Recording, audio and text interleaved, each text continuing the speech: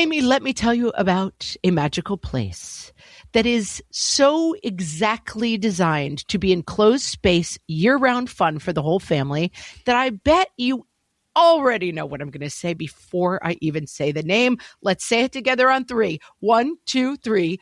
Great Wolf Lodge. You got it, Amy. My kids loved Great Wolf Lodge when we went. You probably already know that it has a huge indoor water park with a wave pool, lazy river, a bunch of massive water slides. But then your pack can hit the other attractions because, wait, there's more. Great Wolf Lodge has adventure-packed attractions like Magi Quest, a live-action game kids can play throughout the lodge, plus the Northern Lights Arcade. Spent some quality time there, so your kid who loves the lazy river and your kid who loves fantasy games will both have a great time. Great Wolf Lodge also offers great dining options and complimentary daily events like nightly dance parties, all under one roof. Unpack the car once and you're settled in to have fun. And with 22 lodges across the country, you're always a short drive away from adventure.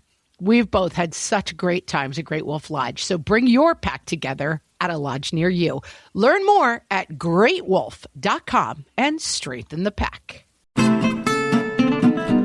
Hello and welcome to Fresh Take from What Fresh Hell, laughing in the face of motherhood. This is Margaret. And this is Amy, and today we're talking to Matthew Fray. He's a relationship coach who leans on the lessons of his own failed marriage to help others avoid making the same mistakes that he did. Matthew is a 43-year-old single father who is best known for his viral blog post, "She Divorced Me Because I Left Dishes by the Sink." Fray is the author of the new book, "This Is How Your Marriage Ends, A Hopeful Approach to Saving Relationships." Welcome, Matthew. Hi. You know, before we started, I told Matthew how much I loved this book and how excited I was for this conversation because this is going to be the other side of something we talk about approximately every episode, I would say, which is the glasses left by the sink. I don't want them to bother me. In my case, it's an omelet pan that is often left. The audience is nodding in recognition. The omelet pan is a pet peeve. I don't eat eggs, and yet there's always a dirty egg pan in my kitchen. Anyway, we're coming at this from the other side. So tell us what brought you to writing this book. My marriage ended in 2013. It was a decision that she'd made to leave. I didn't like it. It felt really bad at the time. And it was in 2013, the worst thing that I'd ever encountered. I was just turned 34 at the time. And so after my 34-year data sample, I was like, this is the lowest, worst, most sort of broken, dark, ugly thing I've ever known. And I have to not stay. Like every day can't feel like this, or I don't know how long I'm going to make it. And so I had to get to work on the healing process. Most importantly, dissecting what caused the worst thing that had ever happened to me. It was really began as a selfish exercise. I needed to figure out how to protect my future self and maybe my son to a certain extent from experiencing more loss, going through something like this again. Anyway, the pieces came together as I started actually doing work that my wife wishes I would have done several years earlier. Excuse me, when I say my wife, I mean my ex-wife. In interrogating what happened, what realizations did you come to? As I was reading books, reading articles, having conversations, I feel as if I, cis, straight, white guy from middle America, had completely missed all of the lessons on relational skills. Zero humans, and I really don't want to sound like I'm passing the buck here because I'm afraid that it does sometimes, like I'm blaming teachers, parents, coaches, things like that. But living my life and being taught right from wrong and things like that, no one had ever one time really seriously talked about this idea of the things that actually cause dysfunction, conflict, pain in relationships, as I've come to understand it. And I think you can break it down to really just 2 ideas. And it's how poorly the average couple communicates with one another. And I think it's how poorly the average couple behaves in a manner that communicates respect for the other. I think a lot of times it's accidental. It's sort of like this thoughtless thing that we do. The omelet pan is not a deliberate attempt to harm. It is this failure to calculate for the emotional experience. And Amy, it's you, yes, that you experienced the omelet pan? Mm-hmm. Yes, it's me. And so, right, you walk in that room and you see that and you feel a bad thing. And I simply posit that the people who love you don't leave that there so that you feel the pain that you feel. It's this, and I don't know, honestly, what the conversation around it's been, because I don't have that history or that context yet. But if you said it a bunch of times, the other human's like, I can't make sense of this. I don't know how to make my brain and body treat that with the sacredness and importance that Amy is treating it with, A. And then B, like, we don't know how to simulate the pain that you feel. I didn't know how to correlate things like that with my relationship ending. It seemed too petty, too minor. And I don't know. I kept waiting for my wife to agree that I was like a good guy and that she was interpreting me wrong. And that's what you say. You say, like, look, I'm still not a person who will care about dishes left by the sink. And so when your partner would say to you, you leave these dishes by the sink and it drives me nuts. We'll get to the 3 ways that we invalidate what somebody's saying, but your very human reaction, and it really helped me to understand it this way. It's like, I do everything right. I'm a good guy. What's the big deal? And if I just need to convince my partner this isn't actually as big a deal as she's making it, I just need to make her see it like I do, which is, who cares? I might use that glass again later, so I'm just going to leave it there. And when she understands that, then she won't be mad over this silly thing anymore. That was the sort of, I get it from your point of view, a very rational way to address that. You just don't understand that this actually isn't a big deal. So just stop thinking it's a big deal. Problem's over. Why doesn't that work? It sounds so awful, though, hearing it today, to be honest. No, it doesn't. I think it sounds human. I don't think it sounds awful at all. I correlate that condition, though. What you just described, as innocent as I believed it to be 10 years ago, is the very thing that I believe causes so much mistrust and disharmony in relationships today. Not any one isolated incident of that conversation, but the accumulation of it over 5, 10, 15, 20 years, it just destroys trust and intimacy. And so like I cringe when I hear it. And I think there is some validity to these conversations where it's Amy's job to understand that the omelet pan lever has no ill intent. And that's sort of where the story ends. That like, well, Amy, if you could just understand that this person doesn't care about this, let it go, uptight Amy. And that is the solution to marital harmony. And what we both responded to, and I think so many people have responded to in this book, is like, wait a minute. What if the omelet pan lever had some responsibility in this story? And that the story is not just wives are always nagging because they're wives and annoying. The criticism that I get for the blogging that I've done for the last 9 years, criticism I've gotten about the book so far, which has really been pretty minor, all told. It tends to be from men I perceive to be defensive in situations not dissimilar from mine that are sort of passionately arguing for the omelet pan lever's side of the equation. Like, is my desire or absence of caring about it, isn't that equally valid to another human being's? And that's a fine debate, I think, for people to have if they really want to.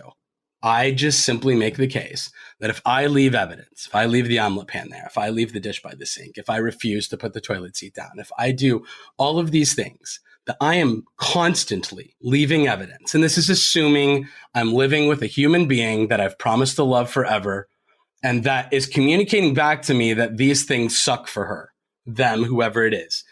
And if I'm going to just constantly leave these pieces of evidence that the things that matter to them don't matter to me, I suggest that it doesn't make you of ill character. It doesn't make you a bad person. I just believe trust will erode every single one of these incidents.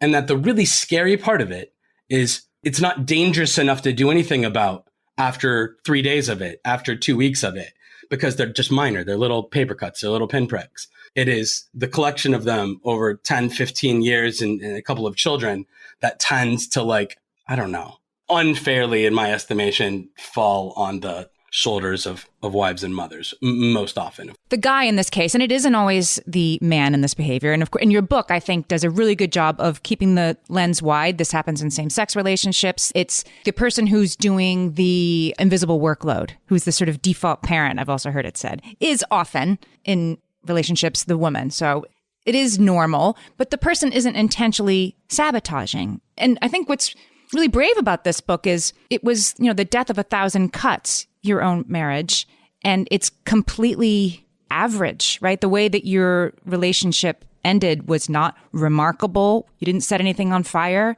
There was no betrayal on a grand scale. It just was a little bit every day. And I think maybe some of the reaction to this book, like, hey, who cares about this, is the truth of that is not something that everyone necessarily wants to recognize. I believe strongly that it's the most common cause. The slow disconnection, the slow erosion of trust in a relationship is statistically the most common source of relationships that end, whether it's breakups prior to marriage or whether it's divorce after marriage. And that even if we want to talk about dramatic betrayals, and this is not something I talk about very much, and I allude to it a little bit in the book, there's affairs and there's all kinds of big dramatic things that do happen in relationships. But I would still argue that they are dominoes that have fallen after these dominoes, after these little dominoes. I think that's right. Generally, it's a symptom. Again, you've got the sociopathic narcissists that do crazy things. That's right. And whenever we talk about relationships, we have to take out of the conversation toxic, abusive people, things that are non-solvable. That's not the omelet pan. We're talking about, somebody explained it to me a long time ago, it's parallel lines. And if you just tick them apart a tiny bit, 5 years down the line, they're very, very far apart. It doesn't feel like a big tick when it starts, but what happens is these unexplored little paper cuts, as you say. So you're bleeding to death 5 years later from them. Yeah. And I think everybody gets to decide for themselves. How can it be that a voluntary activity, if we're going to talk about marriage specifically, a voluntary activity where two people, sound mind and body, sober most of the time, voluntarily choosing their partner, how does it fail? At the rate that I talk about in the book, and it comes from social scientist Tai Tashiro, he says that 70% of marriages fail. He's like, it's the approximate half that end in divorce, and then the remainder that are miserable and dysfunctional, comprised of at least one person that doesn't really want to be married. And he chalks that up in the not successful column. And I would agree with that. Agree, yeah. So, he says about 7 out of 10 of these relationships where two people, generally speaking, know the stakes and get to choose the partner that they want to be with. I don't know. To me, this is the logical, rational explanation for how this happens at the rate that it does. We're talking to Matthew Fray. He is the author of the new book, This Is How Your Marriage Ends. And we're going to talk about our hierarchy of needs and getting those met when we come back. Hellions, it's time for some spring cleaning, and I don't just mean the coat closets. Doing your financial spring cleaning can actually be super easy when you let Monarch do your financial spring cleaning for you. One dashboard that gets your entire financial life organized. No more clutter, no more mess, no more logins scattered everywhere, just accounts, investments, property, and more, all in one place. Get your first year of Monarch for half off, just $50 with promo code FRESH. Monarch allows you to look not only at what you've already spent, but also to plan for the future. With Monarch, you can set savings goals, plan for big purchases, and notice spending trends before they become a problem. I can generate cash flow reports that show me what we spent this quarter, this month, what we're probably going to spend next month, and feel prepared, organized, and knowing how to plan for the future. No more surprises and a lot more clarity. Try Monarch. Use code FRESH at monarch.com to get your first year half off at just $50. That's 50% off your first year at monarch.com with code FRESH. At DSW, we ask the important questions, like, what shoes are you going to wear? Whether you're prepping for wedding season, festival season, or just planning the ultimate vacay, the right shoes can make or break an RSVP. So own the moment. You've got big plans, and we've got just the shoes. At the perfect price, of course. Get ready to get ready with Designer Shoe Warehouse. Head to your DSW store or DSW.com today and let us surprise you. So, Matthew, I thought this was mind-blowing in the book. You talk about Maslow's hierarchy of needs, and I'll put a link to it in the show notes if people listening aren't familiar with it. But basically, it's like first you need food and shelter, then you need belonging, and things like self-esteem and self-actualization only get to the top of the triangle once your basic needs have been met. And it really blew my mind in the book when you talked about why, if your partner's in the doghouse for something and they send you a flirty text and you're still mad, then they're like, what the heck? I sent you a flirty text, right? I brought you some flowers from the yard. Why are you still mad? And you relate it back to Maslow's hierarchy of needs. Can you explain that to us? Yeah, absolutely. So it's my belief that the erosion of safety and trust is the thing that most closely correlates with relationships that end. And once I discovered Maslow's hierarchy, I'm sure I learned about it in school, but I didn't remember. I relearned it in my 30s when I was, just trying to do all this work. You forgot something you learned in school? That never happens to me. Right, imagine. I don't know what part of it jumped out at me, but one of my favorite things to do in this work is not take a bunch of relationship content and a bunch of relationship therapist content and then use it. I like to take other people's content about anything, about business productivity, about random psychology, and I like to use it. Anyway, I think it's such a great model for thinking about restoring trust in relationships, restoring safety in relationships. And yeah, once you learn about Maslow's pyramid and how the hierarchy works, meaning you have to satisfy the conditions of each level of the pyramid before you start worrying about the second level, right? If you don't have air, food, water, shelter, you're just simply trying to get those things and you're not really worried about much else. And then level 2, safety. And so what I think happens is I think a lot of couples, particularly men that lack certain relational skills, are trying to reconnect with their sad, angry, disconnected relationship partners on a case-by-case basis through wanting to date, physical intimacy, jewelry, all of the things that they might have done or used to do together when they were first dating, when they were first having fun, and there was no problem with trust, with intimacy, with safety. And they're trying to connect on level 3, level 4 of the pyramid, but safety's gone. Trust is gone. And it's, I think a lot of people think about trust in the context of, is this person lie to me? Does this person hit me? Does this person cheat on me? And I'm really talking about trust in the context of the omelet pan. Can I trust a human being to care about the things that matter to me? And I think maybe even more significantly, can I trust that when life's hard and when I hurt, that I can say words out loud to my relationship or marriage partner and have him or her hear it, understand it, and support me moving forward. And hopefully that bad or painful thing not happening anymore. And the sad truth just in my relationship is that my wife could not trust me to do that. At any time I disagreed with my wife, and any time somebody would want to take the opposite stance on the omelet pan, I just suggest that there's going to be a lot less trust with that person. If the person's going to fight, it's not, again, it's one thing to sort of mindlessly, thoughtlessly leave it in a quote unquote innocent way. And it's another thing entirely to sort of refuse to participate in something on behalf of someone else. The omelet pan leaver needs to understand, why does it matter so much? So explain to us, because I think you explain this very clearly. When you leave your socks on the floor, I feel like you don't love me. Explain where that person's point of view is coming from to somebody for whom that doesn't make any sense. In my coaching work today, I talk about just 2 key ideas, and everything is about trust restoration in the relationship. And the first habit that I talk to people about is validation. And we might get to that. It's that conversation pattern that I think is so dangerous for trust erosion, and why my wife couldn't trust me when something hurt. She couldn't even tell me about it because I would always come back at her with something that communicated I didn't get it or I wasn't going to. But the second one, and the one that you're asking about, is this idea of consideration. I must consider my relationship partner when I make decisions. I must be able to accurately calculate for what she's going to experience when she hears words I say, when she sees me perform an action, when she walks into a room to find whatever evidence I left behind for her, whether that's laundry or the toilet seat up or toothpaste spittle on the mirror or a dish by the sink or an omelet pan with egg crusties on the stove. I have to be able to accurately calculate for that and then care enough to protect her from having that experience. It's not protect. I don't mean to speak about her like she's some dainty waif that needs a big tough guy to protect her. It's about respect. It's about honor and trust. I'm not going to allow my wife to walk in this room and find this evidence that I just don't think she matters. That me leaving this stupid pan or this glass or the toilet seat up matters more to me than she does.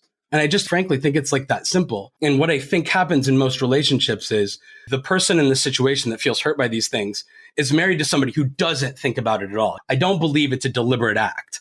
I believe they've failed to develop mindfulness and a mental habit and relate it to their relationship. That they haven't correlated the idea of the toilet seat or the pan or the dish as being relevant to how the other human feels and to the quality of our relationship together. I just think that's the miscalculation because they all seem so minor. They all seem so easily dismissed. But it is ability to have that communication, the letting down of this doesn't matter, and being able to hear the next step. I have certainly had this conversation with my husband where I have said, when you leave the socks or whatever the different husband crime is being committed at the time, that it makes me feel like you see me as the maid in the house and the person who just exists to clean the house. That conversation really changed his behavior. But it's that piece not coming back with but this doesn't matter. It's the Mother's Day conversation of when you forget my birthday, Mother's Day, it's the one day of the year where I'm not in charge. of doing stuff for other people. And you notice that the 300 other days where it's your mom's birthday, your dad's birthday, your cousin baby reveal, or whatever it happens to be, we're always there with a gift, on time, with an appropriate card. And so when that doesn't get returned to me on 2 days of the year, and I will say, having had that conversation in very stark terms and laying that out was incredibly effective in my marriage, and it made a huge difference. But it's that piece of having the partner not go to the place of, but this isn't important to me, so you have to let it go because you're the person who's uptight. Shout out to my newish friend, Eve Rodsky, who wrote the excellent book, Fair Play. I don't know if either of you have read it. We've had her on the podcast. We'll link to that episode. She's incredible. Yeah, she's so good. And she opens the book with the story of her and a bunch of her friends getting together on a Saturday or Sunday morning for a fundraising walk for breast cancer. And then they were all going to go out together for like mimosas or something afterward. But what happened was while they were on this fundraising walk, all of their husbands were back home with the kids. And every one of them was getting text messages about where does this child need to like be at what time for this practice or this game? Where do I find the hair product or the clothes they need? They couldn't even go out. Like 2/3 of this group of friends that never have time to like get together have to go like rescue their families and their husbands. And it all felt so like I've seen that, right? 100 times growing up in small town Ohio. I've seen things just like that, and I took it for granted. That's just what mom does. Moms just go and do that. And it just, the sort of inherent disrespect and unfairness of that dynamic was totally lost on me until I got really serious about I need to develop knowledge, awareness, relational skills in order to not accidentally hurt people I'm saying out loud that I care about. If that doesn't get translated afterward, then like, what do those words even mean? I have to behave in a manner that mathematically results in those people feeling loved, respected, considered. And I just didn't know how to think about it back then. I guess I thought my word should have been enough. Yeah. And it's changing the conversation. And I think importantly, it's changing the conversation for men, that the conversation is not, oh, my nagging wife is such a drag, to, wow, this person I love is struggling and having a hard time. And it seems that I have a role in that. I don't think husbands who opt out, or boyfriends or whoever, relationship partners who opt out of that process, I don't think that makes them bad people. Sure. Ever. I think chapter 2 of the book is good people can be bad spouses. I really want to disassociate the notion of good, bad, or character from the conversation. I just argue that it's harmful to the relationship and perhaps to the other person in a very specific way. And again, I'm not hurt by the dish by the sink, so I still put a dish by the sink. And what by the dish, I really mean a glass that I put like the tiniest bit of tap water in each morning to take like vitamins and supplements. It's not like a crusty dish. This is me in my relationship. I'm the monster. Like, I am the person who my husband at some point comes to my desk and collects the 46 dishes. Yeah, sometimes the dish leaver is the mom. Yeah. Right. The work is not, I agree that the dish by the sink matters. The work is, I'm aware that it matters to this person I've promised to love. And I'm going to do whatever I can to mitigate scenarios, to eliminate scenarios from our lives in which she's experiencing evidence to the contrary, that I don't care. And I just think that's what all of those things communicate, that I simply don't care, and you cannot count on me. You can't trust me to know what does and does not hurt you. I'm aware of what feels good and feels bad to you. It's just a series of I didn't knows, and I'm going to keep doing it my way. And very good people can do that. They're just failing to accept responsibility within the relationship in the same way they do probably at their jobs and in other facets of their lives. We have all sorts of practice for getting better at things and accepting some feedback and adjusting the way we do things. Oh, I want to drill down on that after the break. We're talking to Matthew Fray, the author of This Is How Your Marriage Ends, a hopeful approach to saving relationships, and we'll be right back. All my kids learned to swim when they were little. It was super important to me that they be confident and safe in the water. There was only one problem with that: taking them to swim lessons. I mean, the pools were freezing. There were always cranky adults doing laps right there. And it was definitely not, for any of us, what you would call fun. Amy, heard. But now there's Goldfish Swim School. Goldfish takes a really thoughtful approach to swim lessons, combining research-based teaching with a warm, kid-friendly environment that actually helps kids thrive in the water. Every detail at Goldfish is thoughtfully designed to create a golden experience, from shiver-free, warm indoor pools to comfy waiting areas for parents to professionally trained lifeguards on deck. Goldfish uses an approach called the science of swim play, which combines guided play with proven teaching techniques to help kids learn to swim, build water safety skills, and gain confidence, all at their own pace. Lessons are designed to meet kids exactly where they're at. If you've been thinking about swim lessons or just wondering where to start, this is a great opportunity. Right now, Goldfish Swim School is offering a waived membership plus your child's first lesson free at participating locations. Just visit goldfishswimschool.com/free to find a location near you and enroll using promo code FREE. That's goldfishswimschool.com/free, promo code FREE. My favorite skincare products actually feel more like self-care, like they're so nice to put on and they smell so good that I'm actually happy when I get to that part of my day. And I swear that is how I feel about Osea's anti-aging body balm. Amy, you are usually the lotions and potions queen on this podcast, but I have to say, hard agree. Osea's anti-aging body balm is a liquid silk body balm that combines the lasting hydration of a lotion with the firming power of a serum, leaving skin smoother and firmer. This body balm is clinically tested and designed to deliver visible results you can see and feel. So we've gotten to use this product for a couple of months now, and I swear I have really noticed firmer and smoother skin, like on the back of my hands. It's like getting a mini spa treatment from head to toe. Get a spring-worthy glow with clean, clinically tested skincare from Osea. And right now, we have a special discount just for our listeners. Get 10% off your first order site-wide with code FRESH at OseaMalibu.com. That's 10% off your first order with code FRESH at OSEAMalibu.com. This is another conversation that I have had, and I'm sure a lot of people listening have had, where I would say to my husband at work, I know that when you get in trouble, you change your behavior. I know that at work, if your boss were to tell you every day, this thing you're doing is unacceptable, you would be able to change that because you have a boss who you report to, and that person would not be like, oh, you don't say to your boss, it doesn't matter to me. I'm sorry. You change your behavior and you fix things at work. And I feel like that conversation really helped him to understand, like, oh, this is changeable. And that's right. But you're not his boss, so that's where it gets complicated, right? It's charged. Yes, you don't want to be his boss, but at the same time, like, I see evidence that he's able to fix behavior that is unpleasant to other people. Right.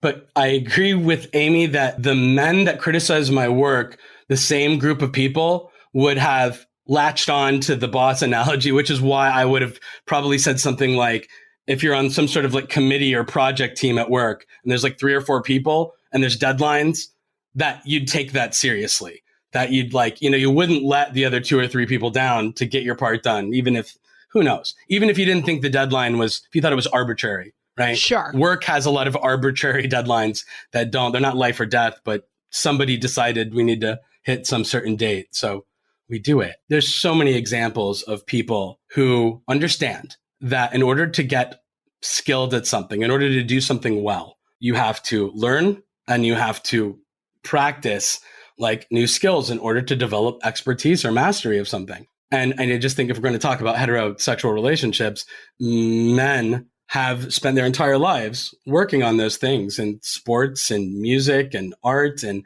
whatever their hobbies and crafts and professional pursuits were. And for some reason, I don't see like that same thought process and drive applied to relationships, which I think the vast majority of those guys would tell you sit atop their personal values list. Right. That's right. That I value my marriage, that I value my family above all things. Yet their behavior in a measurable way has, been a lifetime dedicated to skill building and knowledge building about all of these other things. I can tell you so much more about arbitrary like sports facts with like the NBA and the NFL, particularly when I was married. Right. I mean, I'm actually worse today because I spread my like places I give my attention to more thin than I used to, or wider. But I couldn't tell you why the dish by the sink mattered. I couldn't tell you what my wife had experienced as the youngest of 2 children in her home, and the way that she didn't feel heard and listened to, and the way she sometimes felt made fun of by her big brother, and that her parents didn't like back her up and support her, how that contributed emotionally and psychologically to dynamics between us, stuff I get at age 43 today, 9 years removed from my marriage, and things that I had no context for and apparently no motivation to try to understand back then. Just kept waiting for her to fix her feelings. Can we talk? I just want to make sure we pivot to solutions. So this doesn't just feel like, well, this is an unsolvable problem and men don't get it. So there are lots of solutions in this book. And this book is a mindset shift that is already really helping me. So can you tell us what is the most important thing that we need in our relationships to succeed? To me, trust is the condition that we need most. I think a lot of people think about love being so important. And I suggest to people that relationships end between two people who love each other. Yeah. Daily, thousands and thousands. I believe trust correlates most closely with what we need for longevity, and the inverse being the erosion of trust is the greatest predictor of a relationship that will end, or at least feel really, really bad. And then if we're going to talk about like a skill needed to do that, to execute that, I mean, I really think empathy, intentional empathy, right? There's people that are sort of like natural feelers. There's people who sort of naturally aren't. They're like more the engineering types, and they don't feel naturally. Married to an engineer right here, by the way. Yeah. And I don't mean to suggest they're bad. It's not like you're a wrong human being because your organic, like emotional experiences are somehow different than someone else's. I just think about empathy as this like intentionality, this I'm going to calculate accurately for the experience that other person's having. And maybe it's more difficult for someone who doesn't have a frame of reference for what some of those bad things feel like. But I got to believe most people feel on some level. No, but I do think there's a difference between attitude and behavior, what you feel and how you behave. And my example is that my husband is an engineer and he goes to work and he starts coding and he goes all the way down the rabbit hole. And like, my mom was dying and I'm not getting a call every day. And I'm like, you should be checking in with me. I'm in this very difficult situation. And he's like, my problem is that I go down the rabbit hole and then I look up and it's 5 o'clock and like, I thought it was 8 a.m. And so he started in something that we worked out together, setting an alarm on his phone every day at 11 o'clock and calling home when that alarm went off. He's still deep in the rabbit hole, but he made a fix to his behavior because he heard that I had a need. And I think sometimes we get lost in the thing of, I want you to love me enough to call every day. It's not a lack of love. It's truly a lack of setting an alarm. And that some of these fixes don't feel big and romantic, but he was missing the piece of the day where he took behavior, and it was a pretty simple fix.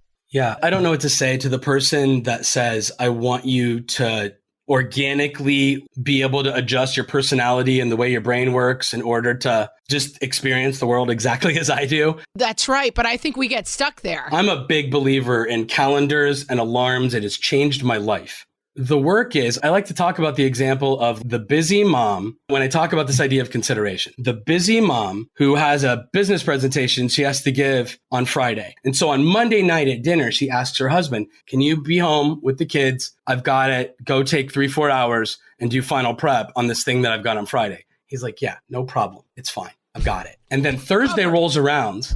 A couple guys fly in from Germany, from some other plant or something, and then they're all going to go out for dinner and drinks afterwards, and it totally slipped his mind. So he's texting his wife and is like, hey, I'm going to be a couple hours late tonight. And then she gets mad at him, and he realizes the mistake. And what I like to talk to clients about is like, even if he instantly says, guys, I'm so sorry, I've got to get going. I made a prior commitment that I'd forgotten about. Gets home. It's only maybe 5-10 minutes difference. And his wife got everything logistically that she'd wanted. Trust still eroded. Yeah. It was still evidence that she didn't matter enough to prioritize that Thursday evening like thing. And so the difference between me when I was married is I would have been the guy getting mad that she got mad at me. When I still came home after, it's like, I'm really sorry. I'm a human being. I forgot. Where now it's like, I'm really sorry that I didn't even prioritize putting it on my calendar to make sure I didn't schedule anything, that I didn't treat that the same way I treat my meetings and my appointments that I have. To me, that's the work. That goes so much further than the sort of sheepish grin or like, oh, come on, are you still mad at me? You know, the hug from behind while you're brushing your teeth. That's all nice. But what you really need, I had a conversation recently with my partner about something that he sort of had checked out at a time that was intense. And he said something to me about, I really did compartmentalize. You're right. I don't know why I did that. I don't know why I do that sometimes. I need to think about that. But you're right. And that is worth 1,000 Hallmark greeting cards to me. Or flowers, right. Right. To hear, or shoulder rub in the kitchen while you're washing the dishes, to know that your partner's like, gosh, I need to look at this. Not like, I promise I'll change and I'll never disappoint you emotionally again, but just, I need to explore this is such a big step. And I think these people who are floundering like, oh, how do I make it up to her? They just say, wow, I hear what you're saying is a lot. I also want to put in people's path the reminder app on your phone. I say to my husband now, every single time we have this discussion, do you remember it's your mom's birthday on Friday? Oh, yeah, I'm not going to forget that. Say to your phone, reminder for 4 days beforehand. Maybe it's not my job, but like the reminder app has saved my marriage. The reminder goes off at 4:00. And when the people are coming on the plane, he's like, I can't meet you. I have to be at home. And I think that you can solve when you have the trust of like, I know you're not trying to do this to me on purpose. You can find solutions to stay on the same team. And for me, the reminder app, people, it's been a marital saver. But you still have to remind him to set the reminder app. There's acceptance there. Yeah. Listen, I have accepted that my husband, and like he has to clean up my many, many glasses that I use. I have 10 glasses on my desk right now. He's going to come in tonight and clean them up. At a certain point, people do have operating systems. I want to make him a non-engineer who like sees the world on a calendar like I do. Never going to happen. And he wants to make me a neat person. Never going to happen. Together, in the spirit of trust, we find some solutions where it's like, okay, let's work with each other's horrific flaws that were not disclosed to us when we were dancing at nightclubs and making out. Let's find some solutions together. I think that you can do that when there's trust. Right. And I think when one person feels constantly, willfully neglected, that you can't, that symbiotic relationship is not tenable. The second half of the coaching work, if you will, it's this idea of consideration. And I'll try to like briefly talk about it a little bit more. Average wife mother that I've encountered in this work, again, in the so-called heteronormative relationship, feels as if every single day I calculate for myself, I calculate for my husband, I calculate for all of my kids, however many I have, pets, all the things. And I factor all of these people and their various wants and needs and medical conditions and birthdays and lunch preferences and sports calendars and whatever they do in life. I factor all of that in 100% of the time into all of my decisions to ensure that I am like just helping to facilitate, meet everybody's needs, get dinner on the table, get the kids to school on time, whatever. But then I'm married to somebody who doesn't do that. He is frequently, in so many of his decisions, there's evidence he was the only variable that he considered. And then he did something. He wasn't trying to be mean. It's not about neglect or abuse per se. I know that he loves me. He's an amazing father. He just frequently makes decisions where he doesn't think about how they might roll downhill and impact me or the children or whoever. And so when you're somebody in that situation, you're left with two conclusions. Either I'm married to somebody who knows what hurts me and what doesn't, and then chooses to go his own way anyway, because he doesn't care enough. That's the worst possible outcome. And the best possible outcome is that I'm married to somebody who doesn't think about me at all. I'm married to somebody where so much of his day is spent with me completely. I might as well not exist. And maybe not everybody really cares about that idea, but I think a lot of people, particularly wives, mothers that give so much of themselves to their family, to their marriage, really feel abandoned and small and invisible and unheard. I remember being at work and just being at work. And it's not that my wife didn't cross my mind. Of course she did. But man, I sure wish I would have done a better job of checking in with her. I sure wish I would have done a better job when we were out at a party together or when we were hosting events at our place, just living in those moments with her instead of whatever I was doing. I just didn't do a lot of the things that I think you're supposed to do. So anyway, that's consideration, is the capacity to calculate for somebody else, to mindfully, habitually, all the time on autopilot. Your new default setting is, I think about my relationship partner and I do things that make their lives better. And I intentionally don't do things that make their lives worse because I truly know them on like a nuanced level. I just think that's so critical. I like that phrase, new default setting. That's useful. I have to talk about it in habit form because I don't want people to feel like I'm judging them or attacking their character. I don't think people are bad. I think people have habits that inadvertently harm their relationships. And I want people to consider that there's like a new way to do it. And a habit is, to me, the easiest way to do a difficult thing. You practice doing something different and you do it consistently on purpose over several days. And then it becomes the new way you do things. And it's a really simple way to talk about neuroscience, but it's also the way that it works. And so I want to be considerate on autopilot on my default setting because I was not a naturally considerate person. I'm a naturally thoughtless, selfish, only child, ADHD guy. And if I don't mindfully practice the habit of considering the person that I'm claiming to love, they're not going to experience it as love and respect. And I understand that today in a way I didn't when I was married. But I think the thing that kills us that we haven't talked about too much yet is invalidation. I think the thing that's really scary is this condition of not being considered happens all the time and predominantly on accident, I believe. But then the aggrieved party, the person who feels hurt, goes to their partner. And it's usually, again, in heterosexual relationships, the wife coming to the husband and saying, hey, this thing happened and it sucked for me. It hurt. And then that conversation, if the husband doesn't just automatically agree with his wife's like analogy or her emotional experience, it goes really bad. Give us a brief version of that because there's sort of 3 things you can do to invalidate. Tell us what those 3 things are. Yep. It's the invalidation triple threat, I call it. I believe it's the 3 ways on autopilot. We invalidate people, not because we're trying to invalidate them, but it's the math result of the conversation. The math result is invalidation. And it happens when we disagree. And so my wife used to come to me and she'd say, Matt, a bad thing happened and it feels bad. And I would disagree. Version 1 is I would disagree that the thing happened that she said happened, right? She's like, and then Janet said something and it was really rude. And I'm like, she didn't say that, or she didn't mean that, or something like that. I would like challenge her like version of events. Anyway, the math result of that is your feelings don't matter because it's based on something that isn't real. Version 2 of the invalidation triple threat, wife would come to me and say, Matt, a bad thing happened. I feel bad about it. And this time I'd like, okay, that's what happened, but why are you making such a big deal out of it? Like that is not something you should be feeling sad or angry or afraid of. In version 1, your brain's wrong, you're crazy, or you're dumb, I guess would be the implications. Version 2 is your emotional calibration's wrong. You're weak. You're hypersensitive is the math result of that conversation. Version 3 is simply defensiveness. Wife would say, Matt, you did something that hurt me. And I'd be, wait, let me explain. Like if you understand like what I believed and what I was trying to accomplish, you won't be mad at me anymore. And defensiveness is just so harmful because we invalidate the emotional experience, A, but then B, we imply we'll do it again. Somebody says, I hurt because you did this. And then we spend our time arguing why it was so like smart or good or meritorious that we did it. I think the implication is, well, I don't really care how you feel. I'm going to do what I want to do anyway, because I was right to do that. That doesn't make you bad. It makes you someone who your partner's going to say, do I want to spend the rest of my life where every time I feel hurt by something, I have to have the approval and the permission and the rubber stamp of my relationship partner in order to feel validated and understood and cared about? Or am I going to volunteer for the rest of my life to be told that I'm stupid, that I'm weak, that I'm crazy, or that regardless of my thoughts and feelings, he's going to do whatever he wants anyway, or they're going to do whatever they want anyway? Again, I'm not trying to pick on men. It just most commonly shows up with men. And the most exceedingly decent men can find themselves on the invalidating end of this conversation. It's not trying to cause harm. It's inadvertently causing harm.